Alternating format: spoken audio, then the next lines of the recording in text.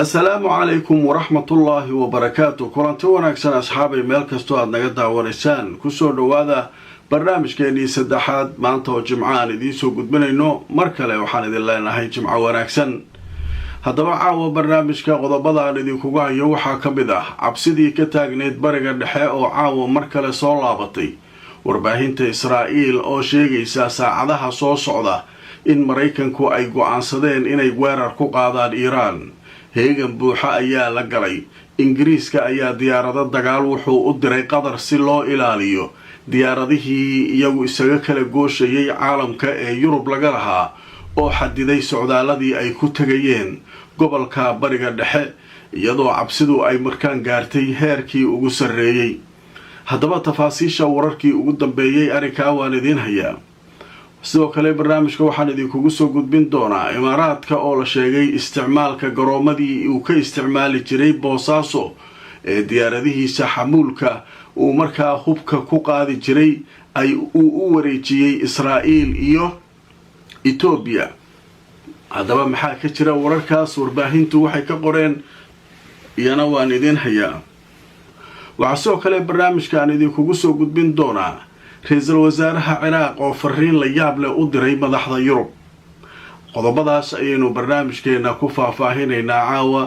waa habeennimo jimcaha oo sabti soo galayo, taariikhduna waxa ay ku beegan tahay 23 bisha Janaayo sanadka 2026.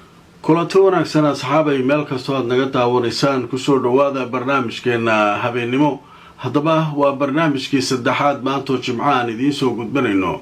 caawa barnaamijka waxaynu ku bilaabaynaa xiisada cusub oo colaadeed ayaa mar kale laga soo sheegayaa gobolka bariga dhexe. warbaahintu waxay leedahay cabsidu waxay gaartay heerkii ugu sarreeyay, waxaana lasoo helay xogo ku saabsan in Mareykanku ay go'aan ku gaareen inay weeraraan Iiraan oo iyaduna heegan buuxa ku jirta, Israa'iil oo iyaduna heeganka aanba ka bixin muddo 2 toddobaad. haddaba xaalku waa sidee, maxaase soo kordhay oo caawa cabsida keenay? haddaba aan idin tuso wakaaladda wararka ee Turkiga caawa waxay leedahay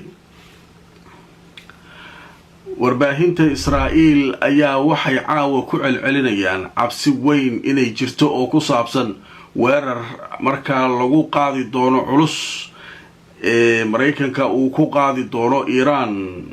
haddaba kanaalka la yiraahdo 12 ee Israa'iiliyiintu ay leeyihiin ayaa xogo uu soo helay caawa waxa uu xaqiijinayaa in markaa xaaladdu ay tahay mid aad u adag. Iiraan iyo Mareykankana ay isfarasaari doonaan saacado kooban kadib, iyadoo la ogaaday xogo sheegaya in markaa la go'aamiyay weerar in lagu qaado Iiraan. warbaahinta Israa'iil ayaa masdarka koobaad ah meesha wararka cabsida ah ay ka soo baxayaan. haddaba waxaa arrinkan haddana cirka ku sii shareeray. wararka qaar waxay sheegayaan in diyaaradihii isaga kala gooshayay oo rakaabka waday la xadiday socdaaladoodii ay ku tagayeen meelo kala duwan oo bariga dhexe ka tirsan. taas iyaduna cabsida ayay sii kordhisay ayaa la leeyahay. waxaa cabsida sii siyaadiyey saacada ka hor Ingiriiska ayaa la sheegay inay diyaarado u direen kuwa dagaalka ah Qatar, maadaama la sheegay Ingiriiska iyo Qatar inuu ka dhaxeeyo heshiis isdifaacida. haddaba cabsi ayay ka qabtaa Qatar in Iiraan marka la weeraro iyaduna ay soo weerari doonto Qatar saldhigyada Mareykanka uu ku leeyahay halkaas. haddaba Ingiriiska ayaa sheegay inay halkaa u direen diyaaradahooda ugu casrisan caalamka ee dhinaca dagaalka, waxayna sheegeen ujeedada halkaa loo geynayo inay tahay inay difaacaan dalka yar ee Qatar. haddaba marka aan idin tuso telefishinka CNN qaybtiisa af carabiga ayaa qortay caawa warbixin ay leedahay wasaaradda difaaca ee Britain ayaa sheegtay inay u dirayaan diyaaradahooda halista badan ee dagaalka saldhigyo ku yaala Qatar. halkaa ayay joogi doonaan maadaama xaaladdu ay markaa faraha kasii baxayso gobolka bariga dhexe. waxaana ay sheegeen in markaasi la diri doono diyaaradaha dagaalka ee Ingiriiska. haddaba waxaa la sheegay in ujeedada ingiriiska uu halkaa u geynayo diyaaradihiisa khatarta ee la yidhaahdo typhoon ay tahay inay difaacaan dalkaas ku yaala khaliijka oo markaa la sheegayo in ay cabsi kasoo food saartay xiisada colaadeed ee hadda taagan. marka diyaaradihii waaba tageena hadda wararka qaar aan arkayaa inay gaareen qatar diyaaradihii ingiriiska. marka xaalku marka halkaasuu marayaa caawa. wararkaas ayaa soo kordhay kollay waa arki doonaa. marka awalba waan idiin sheegay aniga barnaamijyadeeda hore waad la socoteen in dadka qaar falanqeeyayaashu ay yidhaahdeen Trump waxaa ka go-an inuu Iiraan weeraro, dowladda halkaa jirta rido, shaahii geeyo meesha wiilkii uu dhalay boqorkii markii hore xilka laga qaaday, kadibna shidaalka iyo Iiraan waxa ay leedahay iyo uu gacanta ku dhigo. ninkan adduunyada dhan waa la wareegaya meel la gaartaba. wuxuu rabaa dal kasta inuu Venezuela shidaalkii la wareegay halkana inuu gacanta ku dhigo. khaliijkan awru iska haystay wixii oo dhan saas inuu u qabsado rabaa. cid ka daba hadli kartaba inay meesha ka soo baxdo ma raba la leeyahay. marka markabkii uu sugayna waa gaaraa la leeyahay bariga dhexe. markab uu Shiinaha ka keenayo diyaaradaha xambaara USS Abraham Lincoln meelada. marka markabkaas isaguna waa tagaan leeyahay saacadihii la soo dhaafay. haddaba marka cabsidu heerkaas ayay maraysaa, xaalkuna halkaas ayuu taagan yahay. wixii soo kordha barnaamijyada dambaan idinkula socodsiin doonaa. haddii weerar dhacana haddii alla idmo warar cusub oo degdeg ah ayaan soo gelin doonaa haddiiba alla idmo. waa ka gudbaynaa qodobkaas. waxaan sidoo kale u gudbaynaa warbixino kale. waxaa la xaqiijinayaa in imaaraadku uu u isticmaali jiray garoon diyaaradeed oo ku yaala Boosaaso dalka Soomaaliya diyaarado military oo hub wada oo uu markaa ku saacidi jiray kooxda Suudaaniyiinta uu taageero ee la yiraahdo Dacmo Sariic. haddaba maadaama dowladda Soomaaliya ay iska hor yimaadeen cabsina uu ka qabo Sacuudiga iyo dowlado kale inay arrinkan ay markaa qatar ku keenaan, ayaa wuxuu la heshiiyaa la yiri Israa'iil iyo Ethiopia. waxaana la sheegay diyaaradihii hubka waday inay Israa'iil tagayaan kadibna saldhig military oo ciidanka cirka Ethiopia ay leeyihiin ay ku dagayaan kadibna halka ay Suudaan markaa uga gudbayaan. haddaba arrinkan weli kama hadlin dowladaha Ethiopia iyo Israa'iil, laakiin haddii Ethiopiaanku falkaa sameeyaan waxaa la sheegayaa in iyana khatar ay halkaa kala kulmi karaan. haddaba xiisadan iyo wixii laga qoray wararkii ugu dambeeyay haddaan idin la wadaago. telefishinka Yurub ay leedahay ee la yiraahdo Euronews ayaa wuxuu sheegay rixladihii ama safaradii dhinaca xamuulka imaaraadka militariga ahaa inay u wareejiyeen dhanka Israa'iil ilaa Ethiopia oo markaa arrinta Suudaan ku saabsan kaalmadii ay siinayeen kooxaha Suudaaniyiinta ee ay taageeraan.